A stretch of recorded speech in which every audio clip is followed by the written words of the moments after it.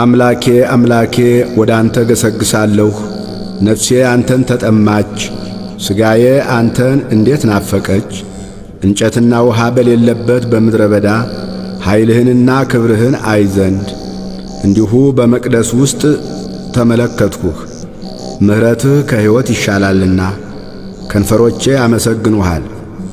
እንዲህ በሕይወቴ ዘመን አመሰግንሃለሁ፣ በአንተም ስም እጆቼን አነሳለሁ። ነፍሴ በቅቤና በስብ እንደሚጠግቡ ትጠግባለች፣ ከንፈሮቼም ስምህን በደስታ ያመሰግናሉ። በመኝታዬም አስብሃለሁ፣ በማለዳም እናገርልሃለሁ። ረዳቴ ሆነኸኛልና በክንፎችህም ጥላ ደስ ይለኛልና። ነፍሴ በኋላህ ትከታተላለች፣ እኔንም ቀኝህ ተቀበለችኝ።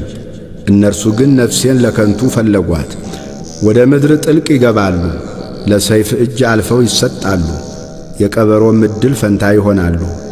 ንጉሥ ግን በእግዚአብሔር ደስ ይለዋል፣ በእርሱ የሚምል ሁሉ ይከብራል። ሐሰትን የሚናገር አፍ ይዘጋልና